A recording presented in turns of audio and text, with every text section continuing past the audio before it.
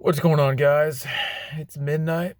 I'm chilling in a laundromat parking lot right now. Got my Vibhuti on my forehead, as you can see. Consecrated Vibhuti, that's right. I've got a special process for this stuff. This is actually incense ash. And I keep it in a jar. I burn the incense. I do my thing with that too. I have invocations that I do with everything. And so I keep the ash from it, put it in a jar, a mason jar, and then I use it for Vibhuti. Basically every day. Put up my third eye, go to the grocery store, don't care, everyone's got their own thing. Sometimes you're a dude with a turban and they don't, they're not self-conscious, right? This is my thing. This helps me with stuff. Hidden stuff. I wasn't going to talk about that, but maybe we will. So what does it do for me? So the Bindi represents the oneness of the universe, the unity of source, right? Usually it's just a dot. Sometimes you see it in line form like this. There's different forehead markings you see in India. Sometimes it's the Tripundra, I believe it's called, for Lord Shiva. But yeah, the unity of source. But also in ash form, it reminds one of the inconstancy of the world, of all phenomena. Everything returns to ash again. Heck, even the Bible says that. There's a lot of spiritual themes in the Bible. Dust to dust. The quote's something like that. Basically, like Adam's a man, and then he's going to turn to dust again. He arose from dust, and we will all return to dust. Okay. Anyway, that's something for the yogis to keep in mind. And number 3, it actually helps. If you do it mystically, it will help you connect to your higher consciousness. Okay, it will help you with your sadhana. And so that's kind of the dimension I'm targeting. And yeah, it does help with spiritual identity, meaning like the more you can entrench, the more you can shake off any sort of fetters of restricting your full delving into an identity that's important to you, the more work you can do with that, the more polarity you achieve within that. Okay, so for me, that's been huge. I've had social anxiety for ages, so it's been hard for me to embrace any aspect of my identity. So finally, like, I'm wearing my spiritual sleeves. I'm wearing my spiritual heart on my sleeves.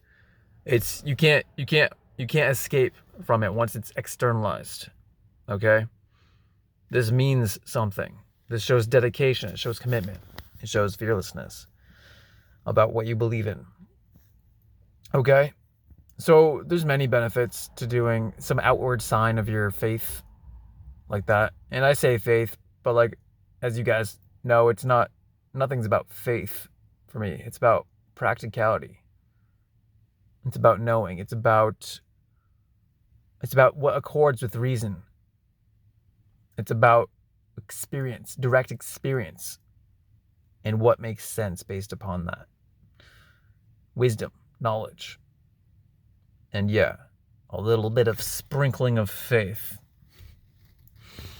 Saddha, as we call it in Buddhism. Conviction. You can translate it as conviction, because faith, man, it's got a bad rap. Let's be honest. We'll fix that. We'll be fixing that during my career. Fear not. Okay, yeah. So we're jamming in this laundry parking lot. Like I said, it's literally midnight, waiting for my last dryer to finish. Anyway, went out with my Vibhuti today, and we go to Whole Foods, as one does. We get those fruits, we get those veggies. We stop caring about this. It's not a thing. It's just part of my soul at this point. Okay. Anyway, yeah. So I'm enhancing my extrasensory powers. I'm enhancing my meditation, my integration of higher consciousness. It's been too long cut off by extreme anxiety and physical malaise, right? So I've been pretty handicapped this whole time. So I need some boosters. We need some hacks. And that's what we've been doing here. Anyway, yeah, so I am, in other news, I am starting up psychic readings finally. This is a talent I could have developed years ago, but, I was focused on YouTube and trying to do spirituality, but, blocked by the the anusaya, the obstacles, as they write in the Yoga Sutras of Patanjali. All right, to put a more of an official voice on that, these are anusaya. These are kleshas, afflictions. These are nivarana, hindrances in Buddhism. Okay? And illness is one of them. Surprise. Despair and distress are one of them. But yeah. So, psychic readings. I'm going to get into that. Now, this isn't a joke. Like when you... Alright, so take somebody like super scientific, right? Now, if science isn't a religion, then it's open to changing its mind based on direct experience, yes? Direct experience that is cognized without bias, of course. Right? So for me, big time scholar, guys, didn't believe in any mystical stuff. Like for most of my life, I directly experienced these lesser cities, as I call them, the lesser powers. These are just extrasensory powers of mind that like basically everyone agrees upon exist, but like people just say they don't believe in it, like if you ask them straight up. But like in terms of their life experience, they've all experienced something of this nature that if you pointed it out, they'd be like, oh, well, I guess that does imply extrasensory abilities, but like, nah, that sounds crazy though. Right? So, but like all y'all believe in this, to be honest, in terms of what your mind has actually seen. Anyway, clairaudience for me, clairvoyance, it's all getting stronger. Clairsentience, rapidly. It's all due to my intention. It's all due to finally waking up, my true actualization, stepping into my true self. It's just a byproduct of that. I've been suppressing it this whole time through social fear, to be honest, to be completely frank. A variety of different fears, and of course, like, an ailing body, one without much prana going on. Cultivation of prana is big for summoning your full capabilities. So I'm doing qigong. Not so much pranayama these days. I did do mantra for a while, but now like different phases of my life are calling for different kriyas, different sadhanas. Right now, mantra and pranayama are out the window. We're doing qigong. We're doing different types of meditation, Melchizedek method meditation, using Moldavite, things of that nature. Law of attraction work, alignment, Abraham Hicks type stuff. All right. So I hope to be doing readings in the near future. Stay tuned for that. It's, I'm not going to be like balls to the wall right off the bat. I'm not going to be like a master psychic. Like I have that capability. I know I do. But like, you got to start small. You got to start with where you're at, with what you're comfortable with. Okay. What I'm comfortable with is oracle card readings through email. And maybe like a voice message to kind of like synthesize the symbols that I get. Okay. Anyway, it's easy, it's simple, it's still profound. You're still gonna have your interest peaked. Like, damn, that's kind of cool. Is that mystical? Now, when you're good, when you're super good, it's evidential. There's no denying it. Like, if you're a skeptic, you can't be. If you come to the right psychic, and you probably won't.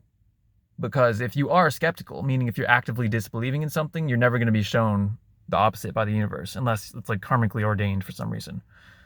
Okay, so keep that in mind. You're confirmation biasing yourself out of the truth, which is anti-science. Keep that in mind. You're anti the thing that you propose to be believing in or adhering to. Let me just keep that in mind. Okay, so stay open-minded. Then the universe can teach you. It can show you the hidden laws that you did not know or believe existed because you had already entrenched in a bias. You can't be an old dog or you won't learn new tricks. All right? You can't be too high on your own supply.